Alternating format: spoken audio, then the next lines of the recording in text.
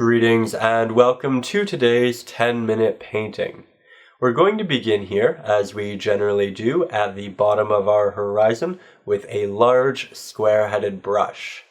Here I'm using a damp brush and a mixture of titanium white and primary red. This first application is very titanium white heavy.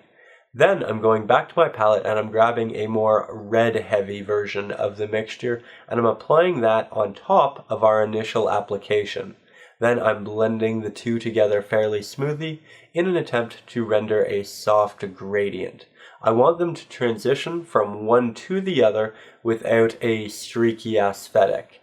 And if you're finding that it's getting a little bit too gritty, you can see the tooth of the canvas, or it's a little bit too streaky, you're not getting the blend proper, then I would implore you just to add a little bit more water into your mixture.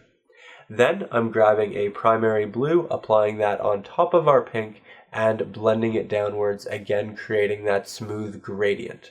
It is worth noting that if you have a French ultramarine blue, it also works in place of the primary blue because it innately has a bit of purple in it, and it will blend very nicely with the pink. However, it isn't necessary. Then I'm grabbing some Mars Black, applying it to the top right and left hand corners, and I'm beginning to blend that in as well, just continuing that gradient and ensuring the top of our sky is a good bit darker. Now it's also worth noting that I'm kind of doing the top blend in a bit of a circular motion. I kind of want it to wrap around the painting, and I'm doing this to create a slight vignette. I want to ensure that the corners of the painting are a little bit darker, because when you have a vignette, it draws the eye in towards the middle of the painting, because the eye will innately go to the brightest portion of the painting. So it's just a little trick to ensure that the viewer's eye doesn't wander off in varying directions. From there, I'm grabbing more of that red dominant pink, and I'm applying it to our water in a litany of horizontal strokes. Then I'm grabbing some of our primary blue, applying that as we did initially, and just continuing that soft blend.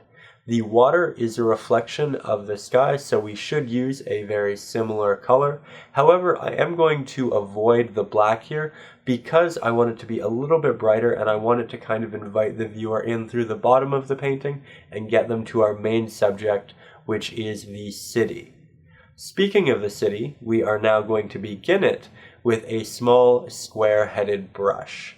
It should be noted that said brush is fairly damp, and I'm including the water on it to ensure that the paint glides very smoothly, very crisply on the canvas, that I don't get a toothy aesthetic, and that I don't quickly run out of paint. Adding water will extend the movement of your paint, and it'll also help you get that smooth texture. So that's what we're doing here.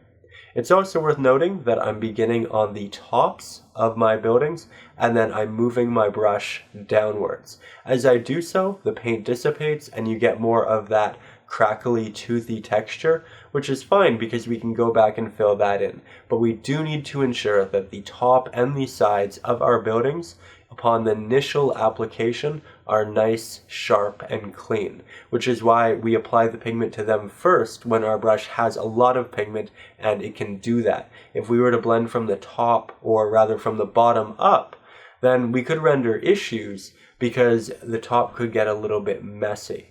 So I'm just continuing this. I did create this little landscape here from my imagination, but in doing so, I tried to ensure that all of my buildings were at different heights and levels. I wanted to ensure that they were different widths, and I'm doing this in the same manner that I generally do the nature landscapes. So every tree in your painting should be a little bit different. Every mountain in your painting should be a little bit different. Their heights, their widths, everything about them. This is the same, it follows the same rules. You want to ensure diversity, you want to ensure intricacy. It makes the subjects so much more interesting and captivating, and I'd highly implore you to interject that into your work as well. Here I'm also working on one large building, one large subject. This is also important to catch the viewer's eye and direct it to keep it to hold it. So this really is the main subject of our main subject. It's kind of an odd looking building. It's kind of reminiscent of the CN Tower of Toronto, and I think it's a very effective way to hold the viewer's eyes. We also have a bridge on the far right hand side of the painting, which is great because you want to incorporate different types of architecture as well. From there, I'm going to begin working in the reflections of said buildings in the water. I'm doing this with a lot of water on my brush and some Mars Black paint. I'm using a lot of water because I want this pigment to be very transparent. I don't want it to be stark, I don't want it to be too sharp, I want it to blend nicely.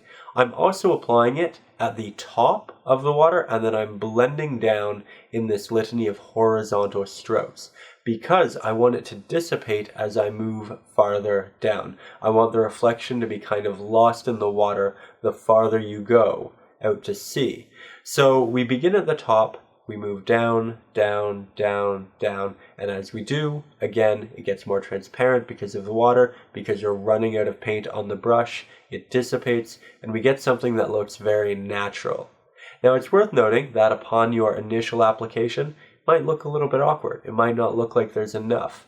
So I'm going back and I'm adding more applications. In those additional applications, again, I'm beginning at the top, blending down, but I'm not always getting to the bottom and reapplying more paint to the bottom area because I still want to ensure that that area is very transparent.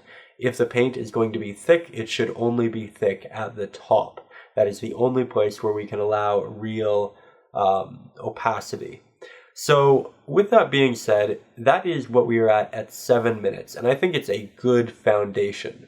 We are far from finished, but we are certainly getting there and building our city landscape. So from there, I'm going to begin rendering some clouds. These clouds are going to be rendered via the pink that we used initially. I'm using a small round-headed brush, and I'm creating these clouds as line work. I'm trying to ensure that they are leading lines that draw the eye to the main subject, to the city, and to our primary building. So they're kind of directing the eye from the top right-hand corner down into it. However, I'm applying the paint from the bottom of the sky and I'm moving it upwards. I'm doing this because if we began with the clouds at the top and moved downwards, we might accidentally drag some of those darker pigments with us, and it might kind of disrupt the sky.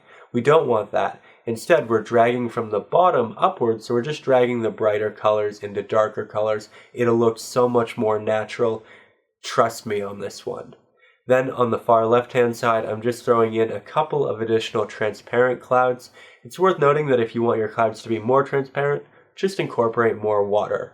We're also using a little round-headed brush to accomplish this because round-headed brushes innately have feathered edges, right? They're soft, they aren't harsh, they aren't sharp, so they're great for rendering subjects that are soft. Clouds innately have fairly transparent edging, so brushes like this are great for rendering them because they take care of that instantly, immediately.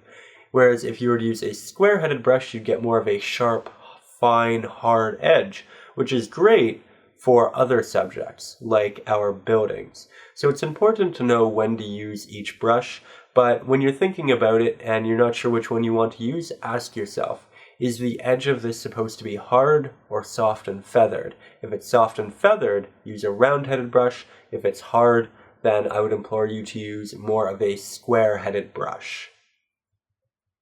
From there, I'm just going to begin re-adding a little bit of pink down into the bottom of our water here, and I'm doing it for a couple of reasons.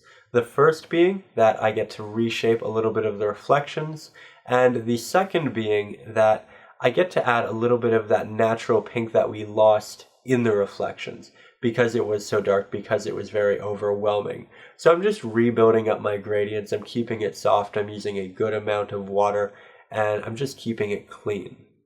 Now, with that being said, that's right, that is the official slogan of the channel. I liked this a lot, and I wanted to continue it. This was our first cityscape on the channel, so I kept working for another 5 minutes, but I wanted to show you what I did, so I included it in a speed painting, and I'm going to talk you through it. So I let my painting dry first of all, before we began this step, and as you can see, it looks a lot better.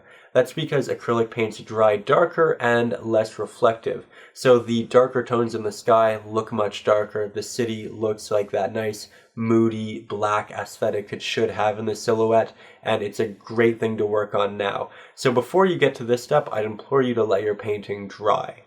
From there, I'm going to take my smaller round-headed brush, and I'm rendering a litany of dots along the edge of our horizon. These are lights from cars, from lamps, from a myriad of different things, right? Then I'm adding the reflection to them in the water. I'm applying a dot, and then I'm dragging it down with my finger. It's a very easy little technique, and as you can see, it does so much for the painting. It adds that second level of reflection in the water, and it makes it so much more dynamic. It's also worth noting that I'm using a lot of water in this mixture because I want it to be very transparent. And then I'm going in with a little bit of orange, and I'm just adding in 4 or 5 of those lights. I'm doing the same thing. I'm adding in the reflection, I'm dragging it down, and I'm just diversifying our color palette a little bit.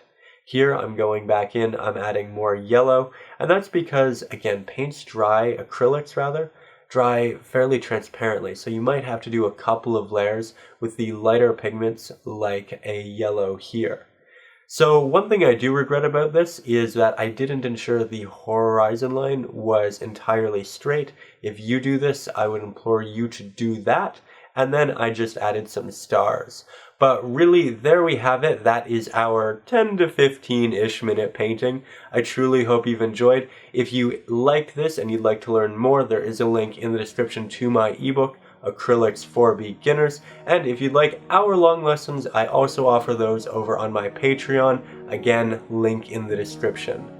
With all of that being said, thank you so much for watching. I hope you have a wonderful day. I post these lessons every Saturday. I hope to see you next Saturday. And above all, as always, stay creative.